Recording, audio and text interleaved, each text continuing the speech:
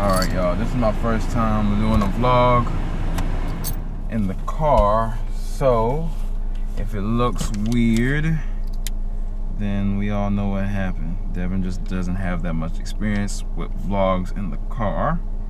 I'm just checking my camera because I have to go off to an event after this. Hold on.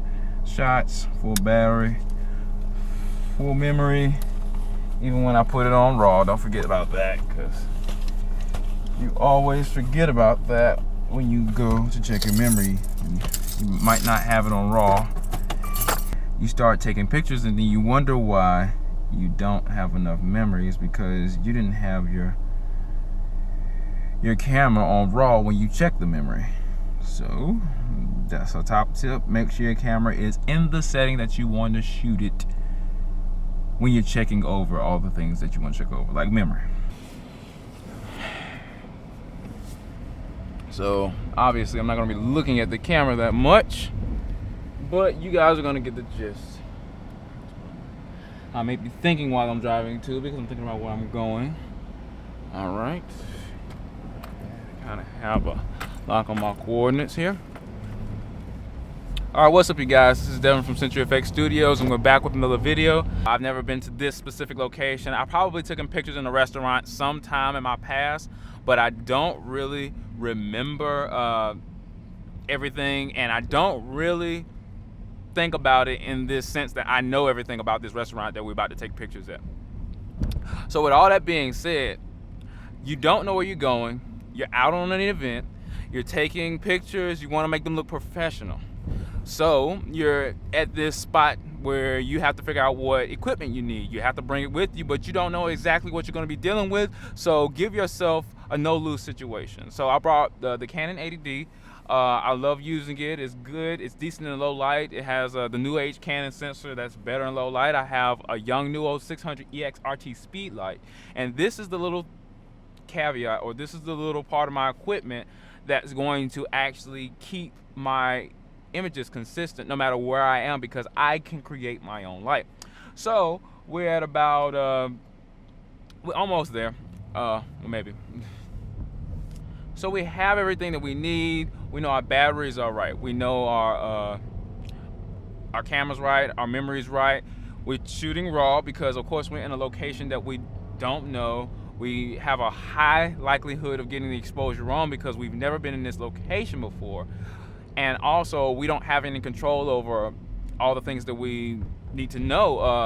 A lot of times, you're a photographer, you're called out to events that you don't know what situation you're in. You have to be ready. You don't have any room for excuses, right?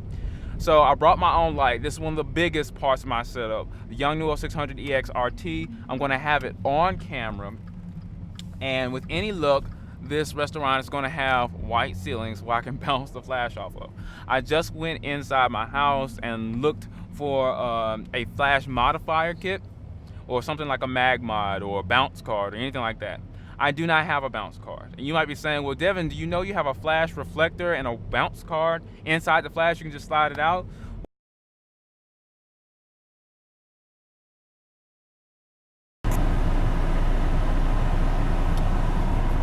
So the restaurant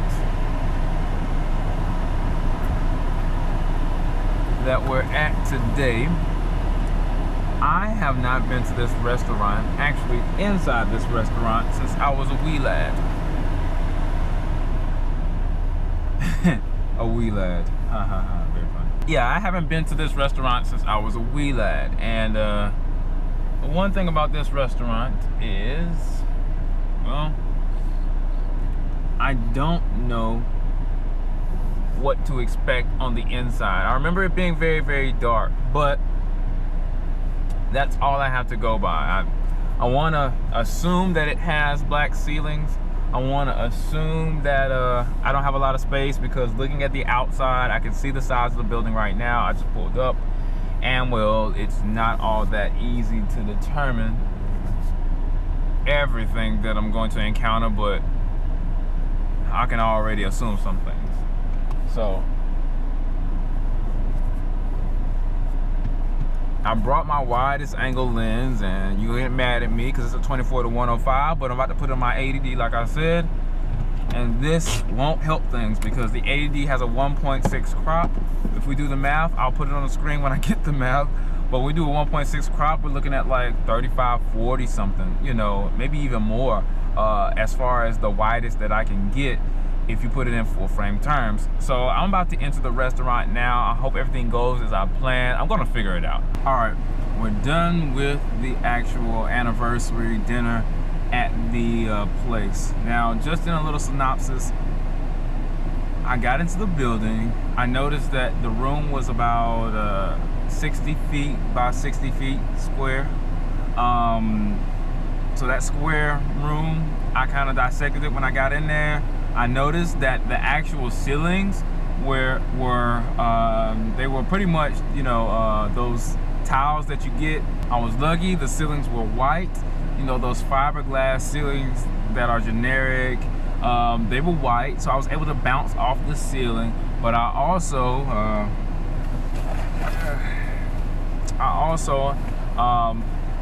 I didn't have a modifier in the beginning, if you remember me saying, and what we call Afro engineered a bounce card. The bounce card in my Young Nuo 600 XRT broke. I pulled it out, it was hot. I don't know, cheap stuff, right? But it gets the job done.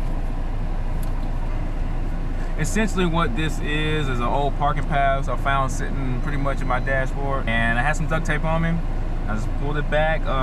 Mainly how I was bouncing everything. I was bouncing, I was going straight up and then about 45 degrees in with the flash, depending on how far away they were from me. Essentially that's how I rolled. I bounced it off the ceiling and had that bounce card bouncing some directly into the face of my subjects. Gives it a nice full lighting look. I'm not going to be able to put any pictures of people on this, but I'll be able to put some pictures of some, you know, side product shots, cakes, all that other stuff. And I was taking pictures of him. I was lucky enough to also take pictures at another event that he was at. It was a wedding, and he was supposed to be the pastor of the wedding, doing the presiding over the wedding, all this. You take the ring, you may now kiss the bride. That pastor.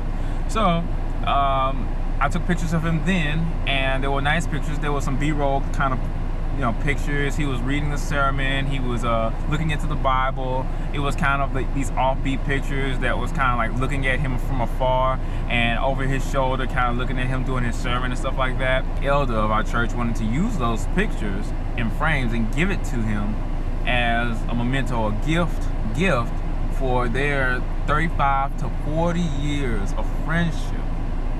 They've done so many things together, and it was an honor for me to not only take a picture of my pastor being amazed at the picture that he got in a frame that's all black and framed up, and I printed it because I know the family that wanted to give it to him, but just to see the look on his face of me taking a picture that I took of him as a gift to him. So that was pretty great, guys. I have to say. It's very interesting to have a portfolio picture of somebody getting a picture that you took of them and them being amazed and shocked. And you can actually see the picture in the shot. It was well exposed. It wasn't glary because of the glass that they made, because I was bouncing the flash everywhere, and it wasn't on the same line or plane that the picture was on. So I was able to avoid a lot of glass glare and get a nice shot, so you can actually see that it's a picture, and it's a picture that I took. So I think that was probably the most amazing thing. But furthermore, when I got in there, I pretty much did my white balancing, took my white balance card, did everything that I was supposed to do, did a custom white balance, because I've recently figured out that custom white balancing is a lot better than auto white balancing, especially if you're using a flash that's cheap, like the Young Nuo EXRT, that's not designed necessarily to work with the Canon system. So I did that. That was real easy to do.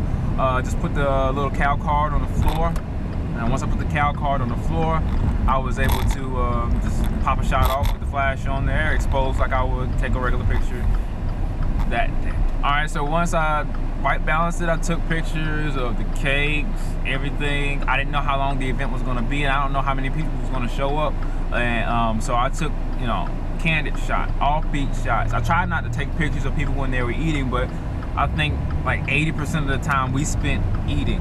And since we spent the most of the time eating, I just had to get some shots. I kind of pulled them away from the food because a lot of people don't like food when they're, you know, pictures of them eating. So I pulled them away from the food. Most of the people that were there, they were, you know, they were older in age, so I wanted to be definitely respectful of them, and you know, they want you to get their good side and get good lighting, but I also showed it to them outside. So I was lucky in that regard. I didn't have to take any big group shots, probably twos, maybe threes, maybe fours. So 4 people in the shot at most. Probably I didn't even get any shots with 4 people in there, but mainly people sitting down. When people got up to speak, say their good words about the pastor, the bishop, I got those shots as well. I got a lot of good shots of him just being surprised at what people say. You know, people gave their little testimonials for him for his 16 years of service. Just a lot of good things that they love about him, and some really good jokes. So the next time he has an anniversary, that we can show these pictures on the website. We can do all this other stuff. So it's a whole bunch of stuff, guys. Like I said, this is my first vlog in the car, so if my mannerisms are a little different, or if I got this mic in the shot, don't pick on me too much in the comments. This is my first setup. I know I got my dead cat here on this mic. This is the H2 mic. I think it's the H2N, as a matter of fact. This is my first car vlog. Roadside chat is what it's called, guys. Thank you for tuning in. I'm trying to get into the habit of shooting more vlogs, more videos, just in general. I think these vlogs will add. I'm not gonna be able to do a Casey Neistat level production for a vlog because the dude's a master at making vlogs and doing edits and things of that nature. So just checking in with you guys, letting you guys know what's up today. I'm probably gonna come back with another vlog tomorrow. The vlog tomorrow will be the next event for the anniversary that I'm doing this weekend. So that's pretty much it, guys. Keep shooting your cameras.